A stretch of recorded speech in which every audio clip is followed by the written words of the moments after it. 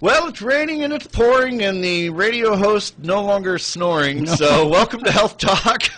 Somebody asked me about that the other day. Did they? Oh, I was telling my wife has a new breathing machine, and I said, "Boy, you get up and you're all peppy and everything." And I says, "It reminds me of Paul." And she says, "It's true. Is he still that way?" Yeah. And I said, "Yeah. I mean, he's, it's still working." So it's a totally different. It's a total different day now for me with that thing. And when I first got it, I was getting 4 to 6 hours of sleep on it a night, and that was good. I mean, that was sufficient. I mean, that was way better than what I was getting before. But now that I switched over to the nasal pillow, I had 8 hours last night straight on it, and that's really 8 hours straight. I'm like, wow, I don't know if I've slept 8 hours straight in years, and so it's working. Yeah, definitely working. Yeah. Well, good to be here, and nice to have some rain again. I hope that that continues on in moderate quantities throughout the winter. But I remember one year we had it rained until the 1st of January, and then it just shut off. But we hope that the flooded areas don't have too much of a problem with runoff, and we're getting into the holiday season, so it's getting time for that time of year. Thanksgiving. Yeah, next week we'll do our big Thanksgiving show. Yes, that gobble is going to be here. And, the guest appearance of the old turkey, the old bird, the old turkey Tom. And we have a lot to talk about. With flu season is here, and it's already I'm already seeing it in the pharmacy, and we're still giving flu shots. I don't want you to forget about it, because I don't know how much longer flu shots are going to be available. There's been a huge amount of increase in giving flu shots this year. Yesterday I didn't have a clinic or anything, and I did 10 shots in one sitting at people that just were coming in asking for flu shots. So remember that they expect this to be a bad flu season, and the biggest reason is that Australia, which always gets it first, had a huge flu season this year, and they're expecting the same thing to be here. This year they think they have a better vaccine, and of course there's a mutation that takes place between when the season first starts out and when it ends, and sometimes that mutation occurs right while the vaccine is being formed, because they grow it in eggs, and it may be especially difficult because in addition to the egg mutation, which was present last year, there's an indication that the H3N2 viruses are actually evolving. So not only will the vaccine might not be as much of a match as it was before, the actual circulating viruses due to the egg mutation could also be a mismatch. Whether that's going to happen this year or not, we don't know. There's a group of viruses, A and B, and they're usually responsible for large epidemics. Though last year's vaccine was mostly ineffective, it still prevented nearly 30,000 people from being hospitalized. So for older adults, that was even higher, 37%. Plus, it reduced patient out visits by 42% from last season. As you know, we have this difficulty all over the country, but more so in rural areas, of not having a physician to be able to see. So our clinics are going to be full. So please get your flu shots. If you're Partnership Health, if you're Medicare, if you have an insurance, most all the insurances covers for flu shots. We're giving the quadrivalent vaccine, which has one more strain to protect you from the flu that we had only a trivalent last year. The sooner you can get it, the better, the safer you will be, because it takes about 10 days to 2 weeks to get it into your system. We talked last week about the holidays, getting together with people that have built up some immunity, but you haven't built up immunity to them, and they could be carrying that virus. I had 2 people in yesterday that said they probably were getting the flu, although they didn't have a fever, and if they didn't have an active case of having the fever and showed symptoms, we go ahead and give the shot. If you're pregnant, you still need the shot. If you're young, you need the shot. If you're old, you need the shot. If you're middle-aged, you need the shot. Even if the efficacy was only 25%, you need to cut the odds down some way, and getting the flu is not a way to cut the odds. I'm amazed how many people already have gone into pneumonia from complications of the flu. Some of those people, unfortunately, didn't survive. I'm not saying flu was the reason, but when it gets into secondary infections, when your immune system gets down from trying to fight it off because you haven't had any immunization, it taxes the whole body. So the body spends all its time trying to fight off the flu virus, and another virus or a bacteria takes over, and then you get into trouble. And having pneumonia, we talk about walking pneumonia now. We talk about bronchitis. We talk about things that aren't really as serious as pneumonia, but walking pneumonia is only called walking pneumonia because people aren't admitted to the hospital like they used to be. The big thing is to go home and get rest, and don't abuse that privilege of being able to not be hospitalized. So they expect you to have discipline when you're getting diagnosed of having a disease, and they will tell you what to do as physicians or clinicians. There's a lot of medications that we sell over the counter that can help this cough that's part of starting some sort of a condition like that. So we want to make sure that you have every advantage. So please get your pneumonia or your flu shot now. If you've only had one pneumonia shot and not the second one, whether it was the Pneumovax 23 or the Prevnar 13, you still need to get that second pneumonia shot. You had to wait a year between getting it. This kind of weather puts people inside, and so you're in closer contact than you would have been during the summer months. If you have a weakness for pneumonia, and if you've had pneumonia in the past, it goes right back to that area when your immune system gets taxed by something else, whether it's chemotherapy or whether it's just stress. So if you're one of those people and you need to get that second pneumonia shot, come on in. We'll give it to you. We can't give you both pneumonia shots at one time. We have to wait a year in between those two. But most of you have had at least one pneumonia shot, and it's been a year, and you need to get the second one. So come in and talk to us when you come in. Depending on how busy we are, we may be able to give you the pneumonia shot the same time we give you the flu shot. So let us check it out for you. A lot of you are getting your flu shots from a physician, or your pneumonia shots from a physician that no longer may be practicing. So somebody needs to follow up on that, and we would be more than happy to do that. So you don't have to make an appointment. Just come in, call us. I did 4 people from one family yesterday. We finally got from the oldest to the youngest, and everybody was taken care of. So just be aware that this could be a really difficult flu season. It has yet to get to pick up in intensity, but I talk to people who say that it's in the school system already. You know you're going to be around children that go to school during the holidays, and you need to make sure you have protection. Even if you're going out of the country, this disease is not just limited to the United States. So I want you to be aware of that. At least check with us and see if you are a candidate. If you were watching the news in the last week, you would have noticed that other than the political crap, that's on the networks, there actually is some news if you get over the anti-Trump 7 segments out of 10.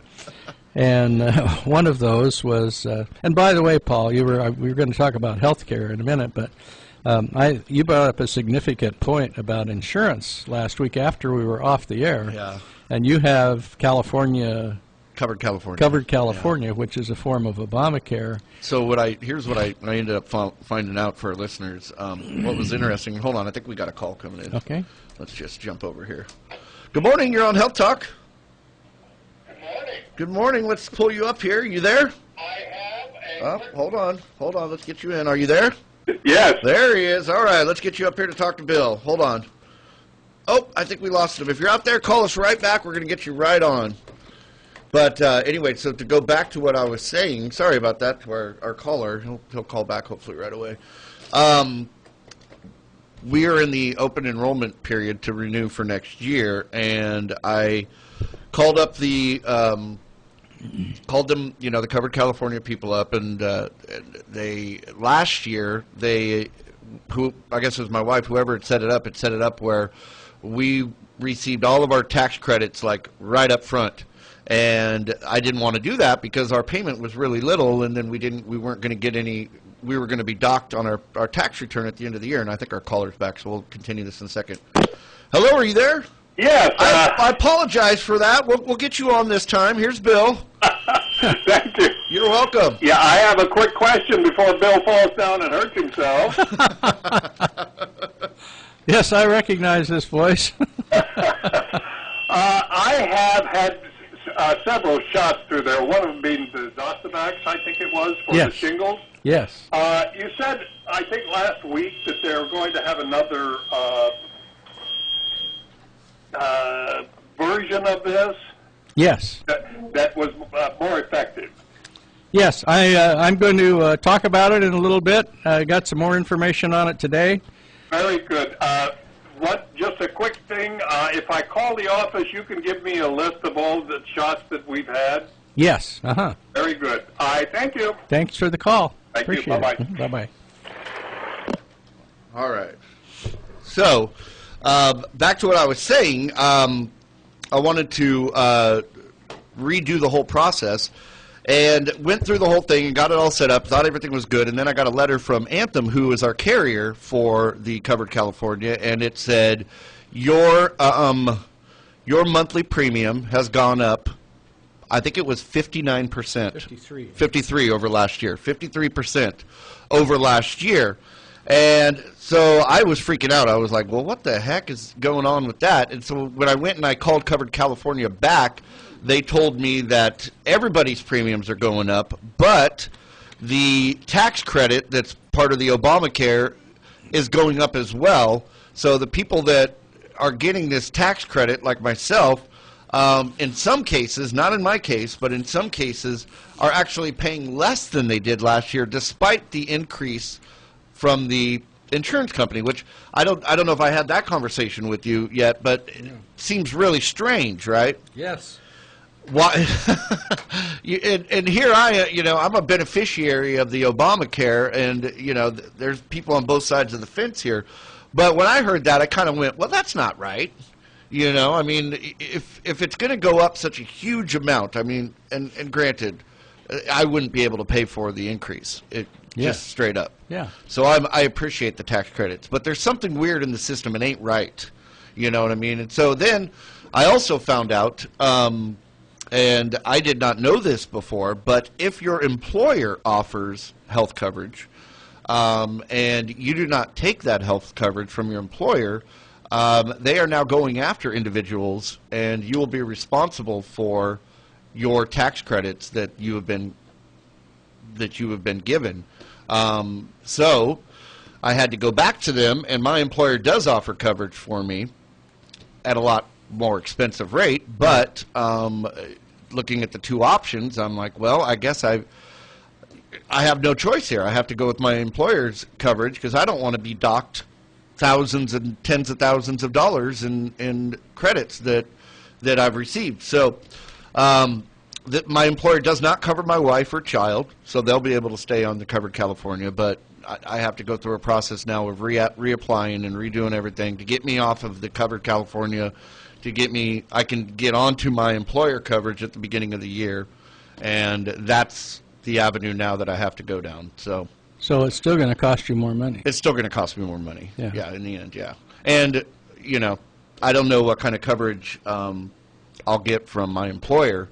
I've heard both sides. It's good and it's not so good. So we'll see.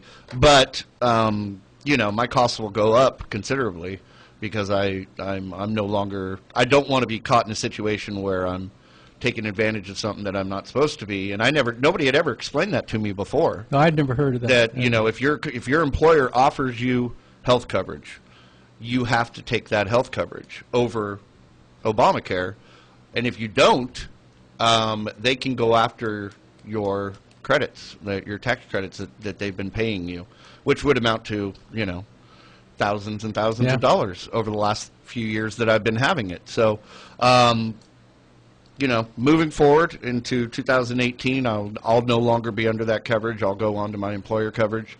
My monthly bill will probably triple what I was paying before, but unfortunately, that's what I have to do. You know. Yeah, it's healthcare is a sad state of affairs, and it's so unstable. Like I think the Senate bill for the tax thing is a repeal of Obamacare also. Yeah, I saw that. So when that happens, or if that happens, I doubt if that does, that turns everything more into a turmoil. But, yeah, I wanted to bring that up because I didn't hear about it until we were off the air and we were talking last week, and it's certainly something that we need to be aware of. And I don't remember if I brought this up last week, but I was doing a Medicare D for one of our patients, and his Medicare D went from $1,200 a year on his annual pay to $6,600 for the exact same plan. Now, one of the reasons on that was one of the medications he was taking, but we're getting a substitute for that medication.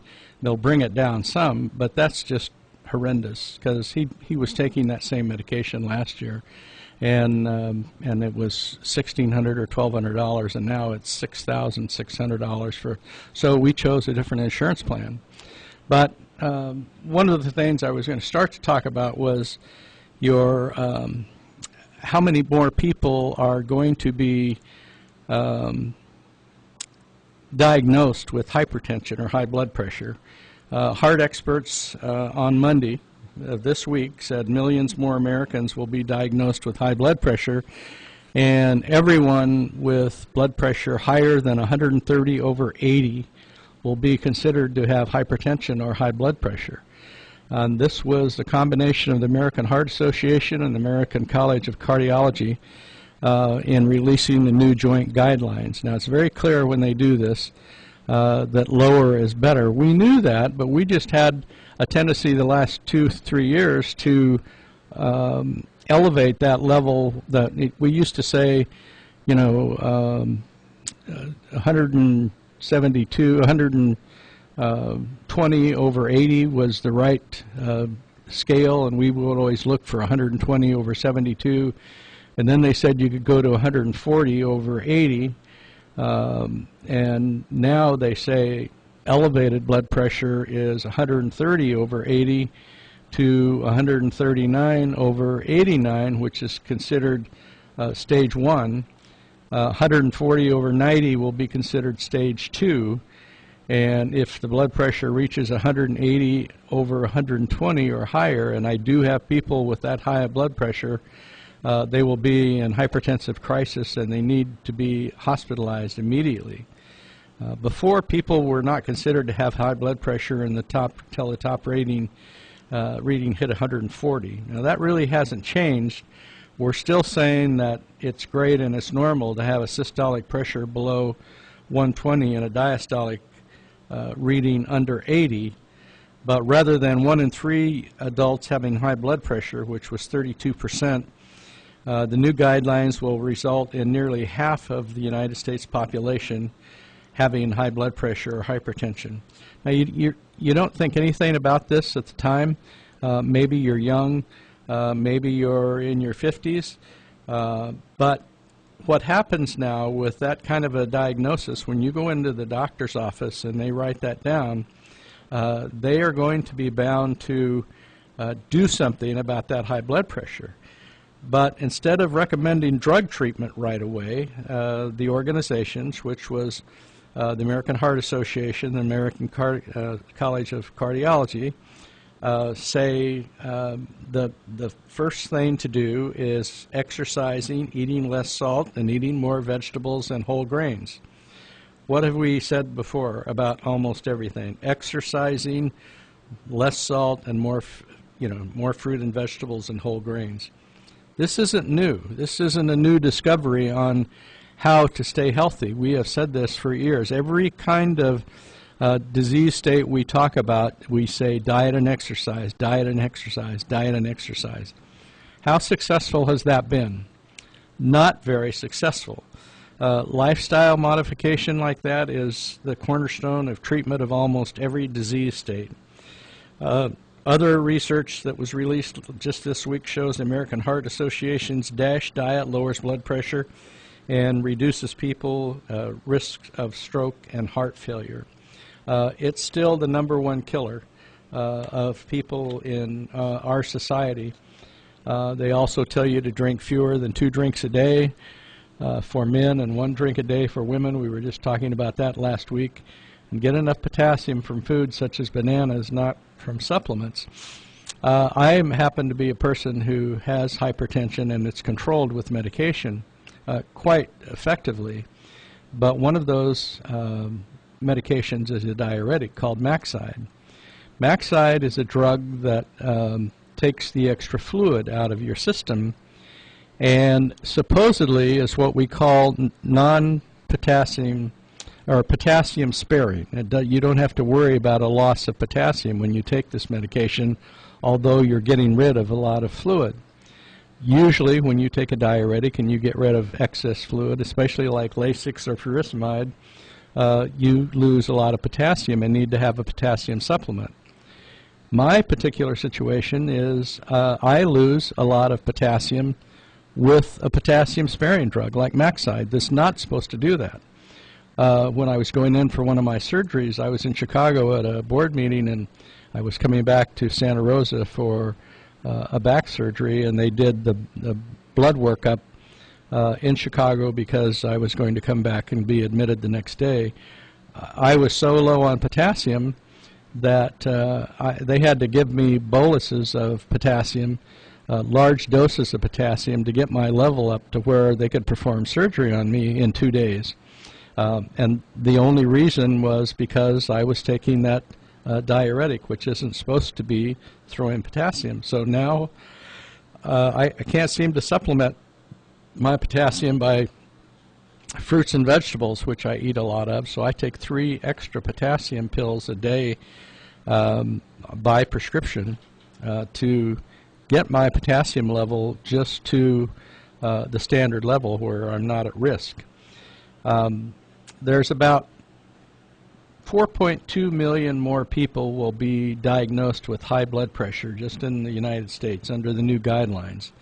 Not all of them will be advised to take drugs, maybe 2% more. You will have a big jump in prevalence, but you'll notice only a small increase in the number of people that will benefit from hypertensive drugs. These people would benefit, but our choice is never to put on people medication first. We have tried that in the past with diabetes, and people don't seem to want to, don't misunderstand me, a lot of people want to control their diet and exercise, but they're unable to do it effectively, and then we have to put them on insulin, or sometimes insulin and different diabetic medications to keep their blood sugar at a point where it's not negative to these people taking it. So we have a high blood pressure damages the blood vessels and can lead to organ damage such as kidneys and heart failure, as well as diabetes can do that, and as well as heart attacks and stroke. It's one of the leading killers around the world as well as across the United States. when you go to take something for high blood pressure, if you have to take medication, you see people taking multiple drugs. And that's because, in the same way with diabetes, because a lot of drugs work differently to treat the same disease. One class of drugs for high blood pressure is diuretics. That's like Lasix or hydrochlorothiazide or Maxide. And the reason is, you've heard me explain several times, it's like a garden hose that's full of water, and you squeeze that garden hose to shut off the flow of water, then the pump that's pumping the water into that hose has to work harder to get the water through. The same thing happens to your heart. When you get too much fluid around it, it decreases the diameter of the blood vessel. In other words, it makes it smaller, so less blood can flow, and so your heart has to work harder to get that blood through.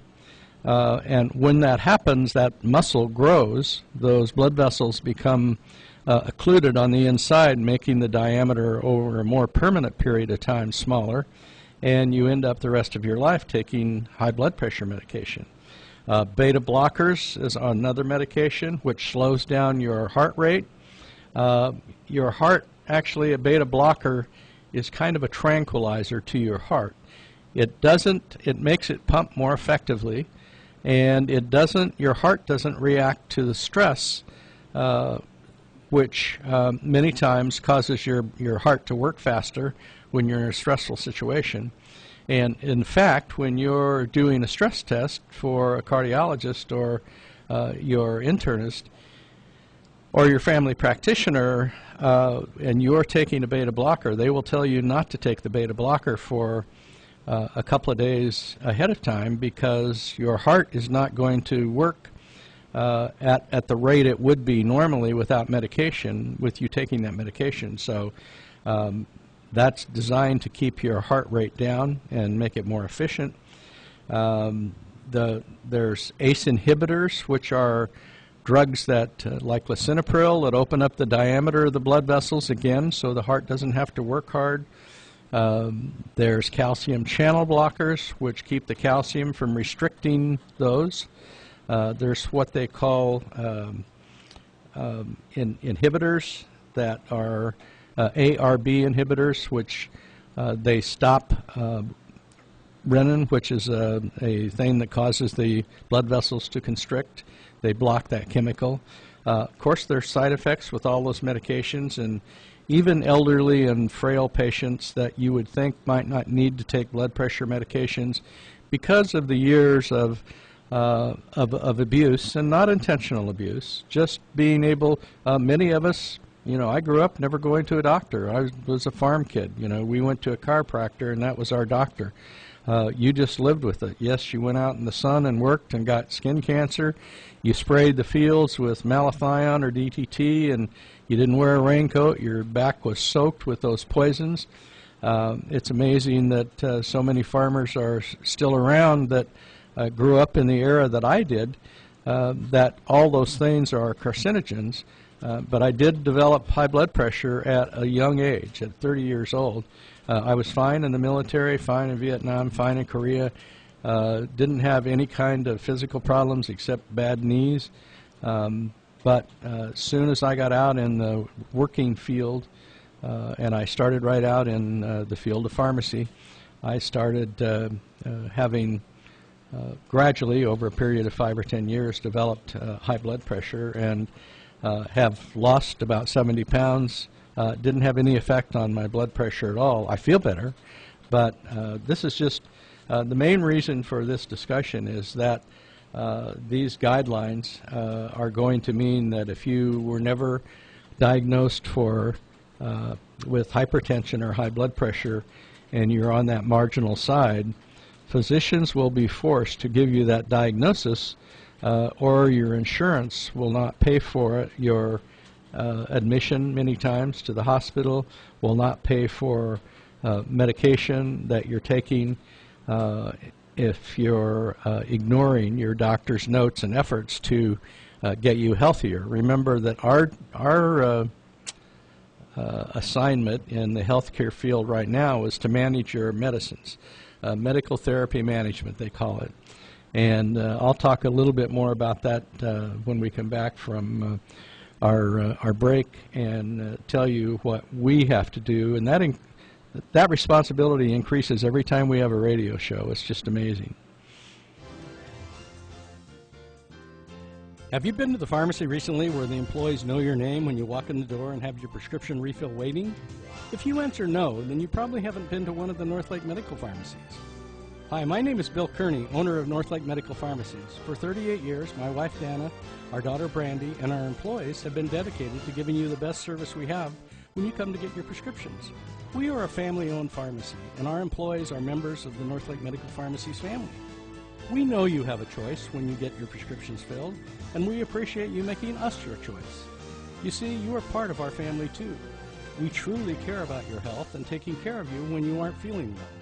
We deliver your prescriptions free when we know ahead of time and do the best we can to take care of you and your family.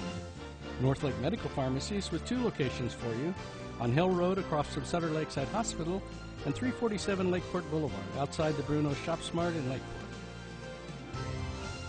This is the Caltrans Road Information Bulletin for Lake and Mendocino County State Highways for the week beginning Friday, November 10th. Mostly no planned work November 10th through the 12th in observance of Veterans Day, but crews will respond to emergency situations. In Lake County on 175 near Arroyo Vista Road, weekdays expect 5-minute delays. In Mendocino County on Route 1 from Crispin Road to Cameron Road, weekdays expect 5-minute delays. At the Noyo River Bridge, weekdays expect 5-minute delays. And south of the South Fork Eel River Bridge, weekdays expect 10-minute delays. On Highway 101 north of Ridgewood Ranch Road, weekdays expect 10-minute delays. And near the Hermitage Vista Point, expect 10-minute delays. On 128 near the Sonoma County line, weekdays expect 5-minute delays. On 162 west of Pukini, weekdays expect 10-minute delays. On 175 near the Lake County line, expect 10-minute delays. And on 253 near Singley Cattle Pass, weekdays expect 15-minute delays. That wraps up the bulletin. Like us on Facebook for more updates. That's Caltrans District 1. The Lakeport Senior Center is hosting a free to all ages community Thanksgiving dinner on Thanksgiving Day at 3 p.m. by reservation only. To reserve a spot, call 263-4218. The center is relying on the community and needs donations of turkeys, turkey bucks, money, and time from volunteers. Businesses and individuals can sponsor, donate, or volunteer by contacting the center at 263-4218 or by dropping off or making donations at 527 Konocti Avenue in Lakeport. Raising your family, tending to your animals, growing your own produce, preparing for the seasons, living the country life. Hi, I'm Jody Henke, host of Living the Country Life. Catch me every Monday through Friday at 9:35 a.m. and 4:35 p.m. for ideas and inspiration for your place in the country. That's Living the Country Life here on AM 1270 and 96.5 FM KXBX. We bring the community closer together, supporting business in every way. We're helping make your dreams come true, working hard for you. The Lake County Chamber of Commerce would like to recognize their Member of the Month, Tom Lincoln from Lincoln Levitt Insurance Agency. Lincoln Levitt Insurance Agency insures hundreds of local and out-of-county businesses, providing such coverage as fire liability, business auto, workers' comp, umbrella liability, director and officer liability, and group benefits. It also provides a full line of insurance products to local farmers and agribusiness owners. To request an insurance review, Tom and his staff are located at 650 North Main Street in Lakeport. They can be contacted at 263-7162 or through the website at lincolnlevitt.com. Lake County Chamber of Commerce, we're steady and strong, help us shape the future.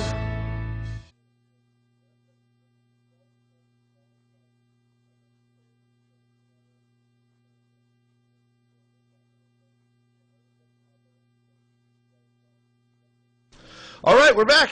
Well, we're back, and I wanted to answer our friend's question that called earlier before I get wrapped up in something else. Our caller was asking about a new shingles vaccine, which an article I read today said they thought it would be out this month. It is a the old vaccine was maxed out at about 5 years, and it's been 8 years, and that's Zostavax. The new vaccine that's out is going to last much longer than that, and it was just approved by the pharmaceutical people last week or 2 weeks ago, and it's called Shingrix, Shingrix.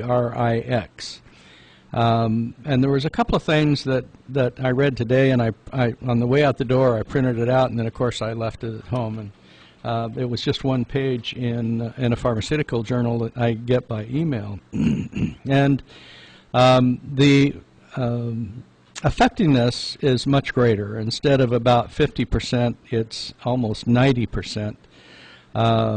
They suggested anywhere from the age of 50 on, where the Zostavax really said 60 on, but some physicians had written for it earlier.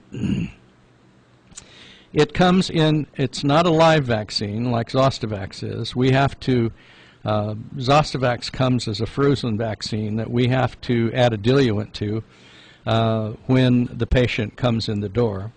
It's expensive, and the new one is even going to be more expensive. The new one, the old one, costs us about $230 a shot, and it's only good for 30 minutes after we activate it. And so that's why if you get a shot from us, we have to make sure we see the whites of your eyes and it goes through your insurance company, or you agree to pay before we activate it, because after 30 minutes we have to throw it away. So if you walk out the door and say, I'm not going to pay that, or you thought the insurance would pay for it and it doesn't, and Medicare does not pay for Zostavax at this point, and I would doubt that it's going to pay for the new Shingrix, but I don't know. The bad part about the vaccine is two things. You have to get 2 shots, not 1. I don't know the space between the first shot and the second shot, but it isn't effective without the 2 shots. It is a non-live vaccine. It's an inactivated vaccine. But the last sentence in this article said, but it has more severe side effects to the point that some people might have to be hospitalized afterwards.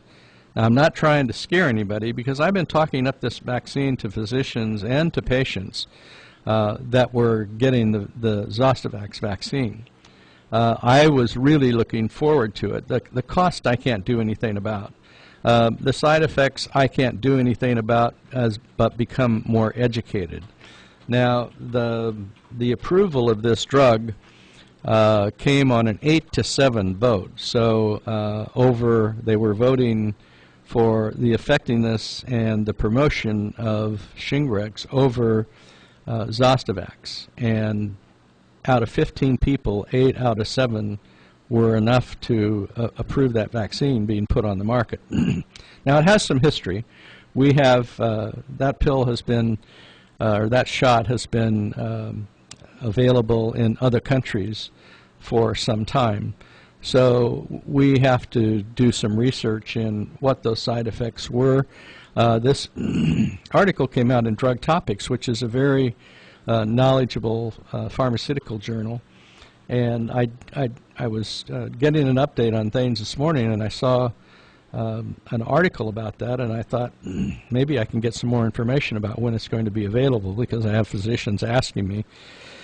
And of course, this article said probably November, which is, we're halfway through now, and mentioned about side effects and didn't give us any information on what the side effects were.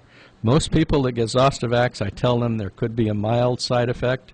I've seen people with their arms swell up maybe for 2 or 3 days. Most people, I've received the shot and didn't have any reaction. Most people can go about their daily activities and not worry about a problem with it, but we're all individuals. We're all different chemically. We can be born the same day, the same time, the same parents, everything, and still be completely different human beings. And how we react to medications is one of those differences.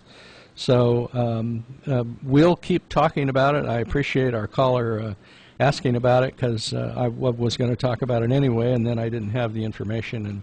And this is all from recall, but I'm a speed reader, and I read it in about 5 minutes, and then I was out of there thinking I put it in my briefcase. And I might have, and it might have fallen out. I was carrying shampoos and shampoo and stuff like that to do my carpet. So it's something you probably don't have to worry about, Paul, yet. But somebody was asking me the other day that who gets shingles, and I said anybody. You can be 10, 12 years old. You can be a baby and get shingles. Wow. It's with the increase in age, and this gentleman that I was talking to was over 80 years old. And I said, by the time you're 80, you're at the most risk there is. And one lady that I immunized yesterday told me that there wasn't a shot for shingles at the time. Her husband got it, and he had another disease that brought on the shingles, the stress, and he actually died from the shingles. Wow. The other disease was cured, and he died of, and what they get is a herpetic neuralgia, that the inflammation of the blood vessels that come through the skin, they actually are exposed outside your skin tissue, and it's just like you've had a root canal. It's exposed, and it's that sensitive that you can't, that fan blowing on you would send you into orbit. Just putting a shirt or a blouse on would put you in intense pain. And it varies. And this lady said to me, well, some people, have it for a couple of months. And I said, I have a sister that's had it for 6 years. And she has had Bell's palsy. She's had a stroke, all because of the shingles, and she can't get the vaccine because she still has an active case. So we'll bring you up to date as information comes along on that. And we had a new thing that came out, and I really wasn't going to talk about it until I saw it on one of the national news programs last night. So I looked in the New York Times today, and there was an article about the first digital pill approved by the Food and Drug Administration that has approved a digital pill, and it's a medication embedded with a sensor that can tell doctors whether and when patients take their medication. This was on CBS News last night, and Dr. LaPouf, or something like that, was speaking about it. It was just announced late on Monday that it's a significant advance in the field of digital devices designed to monitor medication taking and to address the expensive, long-standing problem that millions of patients do not take drugs as prescribed. And that's true. They estimate that the non-adherence or non-compliance to medication costs about $100 billion a year, much of it because patients get sicker and need additional treatment or hospitalization. To give you a little bit reality about that, before we took the break, I told you that we do medication therapy management. This comes from insurance companies like Caremark, SilverScript, Medco, Catamaran, Anthem. Every month they send us a list of their patients who get medications from us and tell us that we need to put ourselves in, initiate therapy for these patients. If you're a diabetic and you don't have high cholesterol, the standard of practice now through the insurance companies is to make sure all diabetics get on a statin.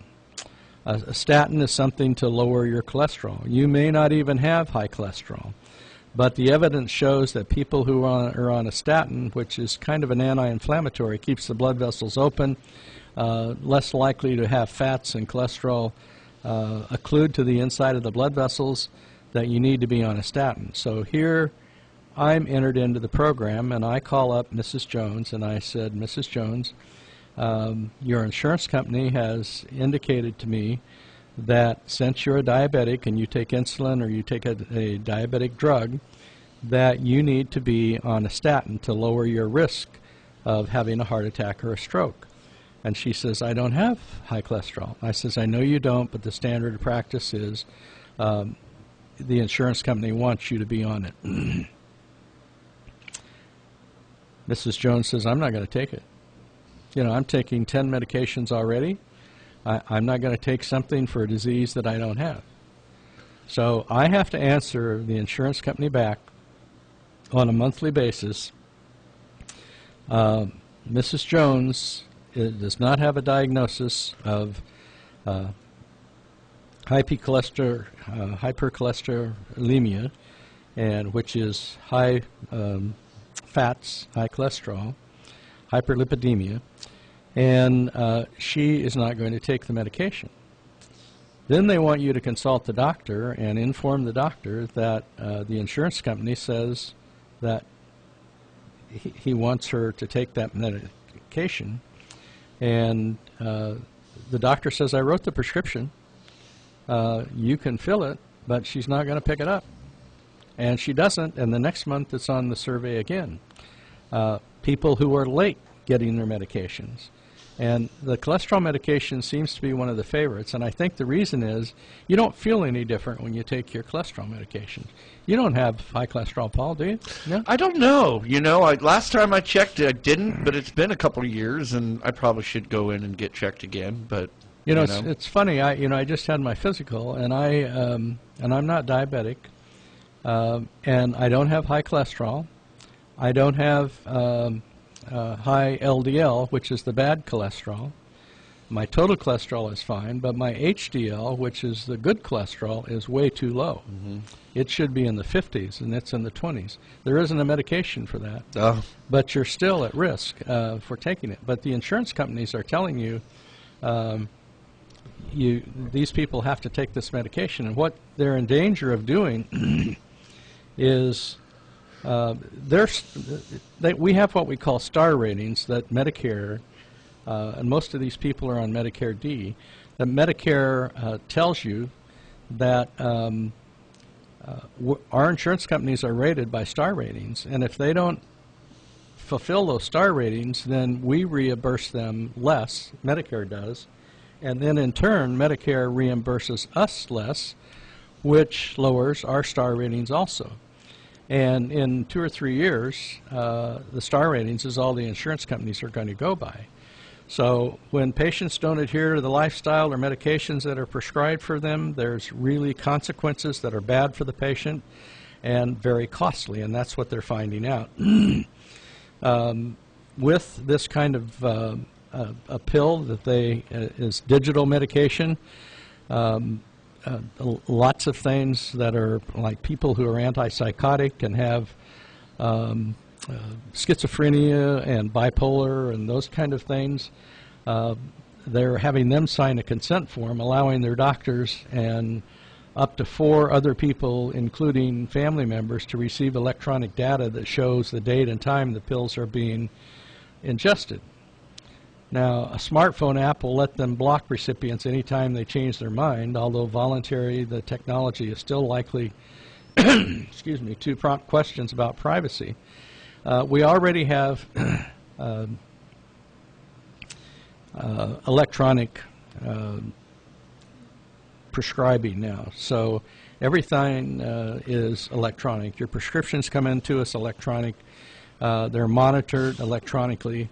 The number of people listening to what you're taking while ethical for a fully competent patient who wants to be upset about that, sounds like it's kind of a bad tool. Other companies are developing this medication technology, including ingestible sensors and visual recognition capable of confirming whether a patient has placed a pill on the tongue or has swallowed the pill. I can see this being very effective in corrective institutions like jails.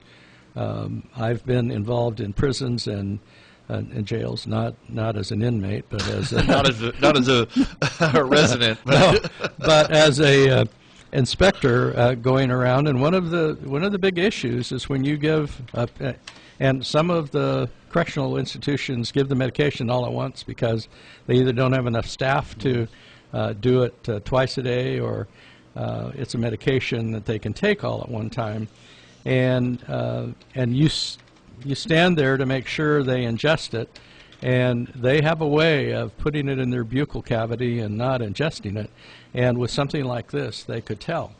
I can see lawsuits over this easily, but digital tools require an effort, like using an app or wearing a patch. They think, older people might be welcomed by this, but they want help to help remember their pills. I don't know how many of us that take medication on a daily basis.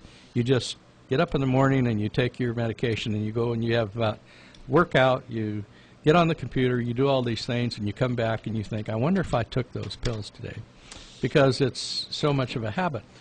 And if I didn't have a little pill container to remind you. I don't think I would remember. Sure. Most of the time I would, but I look down there and I see, I have a routine. I get up at 5 o'clock or 5:30, and one of the first things I do, and now I have contractors there at 6 in the morning. I go down and take my morning medications, and I'm not quite awake, and I just do it because I don't want to forget to do it. And many times I'll, on a weekend when I don't have that routine, I don't get up at that period of time, and I'm not supposed to be at work at 8 or 9 o'clock. I don't get in that routine, and so those are the times that I have trouble thinking about, did I take the medicine or not?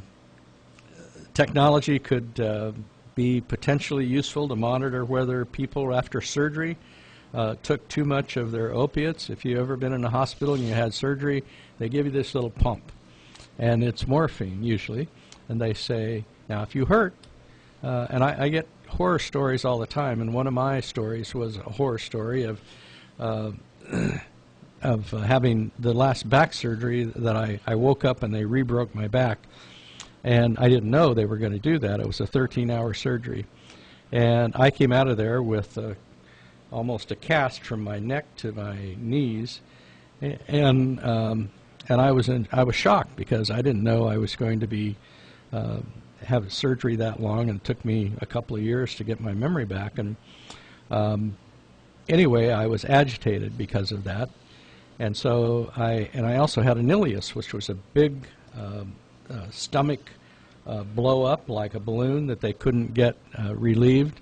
And so they took me back to X-ray 5 times, right after I'd had my whole back broken, and kept giving me an injection or a procedure to get the ileus down.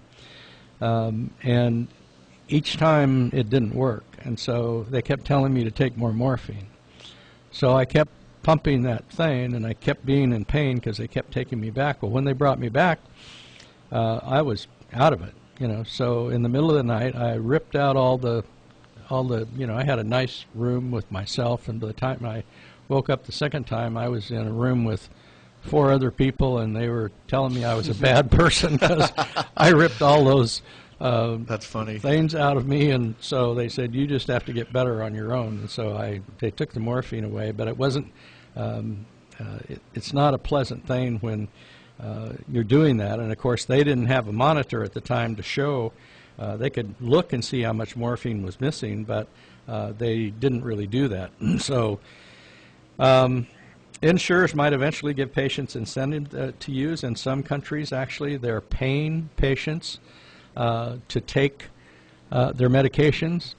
And the deal about that is, when do you stop paying them? When do you think it's in their benefit to keep taking the medication, and it's been a situation where they could do that. So this is going to just keep going on until they monitor it, and they have some sensors containing copper, magnesium, and silicon. It generates an electrical signal when splashed by stomach fluid. After several minutes, the signal is detected by a Band-Aid-like patch that may be worn on the rib case. So they're also paying physicians to sometimes prescribe these medications, like we were just talking about, to up their star ratings. So we don't know where healthcare is going. It's completely unorganized to where I thought we would be at this point. There's a lot of new things coming out, and healthcare has just gotten so expensive that they're finding ways to reduce the cost. Medication is one of those costs, and medication that's prescribed and never taken is essentially really costly because the patient isn't getting better. 50% of the prescriptions we prescribed do not get refilled. The patient never comes back and gets them. They'll get other medications. A statin is one of the few that people fail to fill when they're getting multiple medications. And a lot of them have caretakers that are responsible for getting them, and they just miss them. And once you miss them once, if this insurance company doesn't, and we have to prove that we have contact with the physician. We just can't tell them that we talked to the patient and the patient is going to pick up the medication. We have to make sure that the physician was involved and know that this patient is non-compliant. We have one patient that's homeless. We can't locate that patient half the time, and he or she comes in on a periodic basis and gets the medications filled, but we can't make them compliant when we don't even know how to locate them. So we're going to continue to give this flu vaccine until it's ran out. I'm hoping that we have enough to last till the end of the year. You need to make sure if you're a client or a patient that has not taken the flu vaccine that doesn't risk it. This is going to be a risky year. We know that because some mutation has already taken place in the vaccine. We know that Australia, which gets the flu first, has already had a major increase in their patients that have been diagnosed with having the flu. And we don't want it to get any worse here than normal. And we know you're all getting together at Thanksgiving with a group of family members or even friends that you haven't been exposed to, even if you're riding on an airplane and you're seeing people that you've been around, except those on an aircraft. If you've been flying lately, everybody's coughing. And my position normally in taking a seat to fly is I'm sitting right next to this person who is coughing their lungs out and has some sort of a toxic bacteria. Lovely. That Always fun. that I'm going to spread to the rest of the people when I get off the airplane. So please take some caution in doing that. I want you to remember that we're still delivering free to people in Lakeport, Nice, Lucerne, Upper Lake, and the Kelseyville area around Soda Bay, Canocti, Buckingham. We're in North Lake Medical Pharmacy with 2 locations for you at 5136 Hill Road across from Sutter Lakeside Hospital. Call us there at 263-6192. And outside the Bruno Shop Smart at 347 Lakeport Boulevard. Call us there at 263-1328. Thank you, Paul. Thanks, Bill. And we'll see everybody back here again next Wednesday for the big Thanksgiving Spectacular. Gobble, gobble, gobble, Where we'll gobble. talk lots about what you shouldn't eat and how unhealthy it's going to be. Yeah. We'll see you then. Until then, have a great day, and thanks for listening to Health Talk on AM 1270 and 96.5 FM KXBX Lakeport.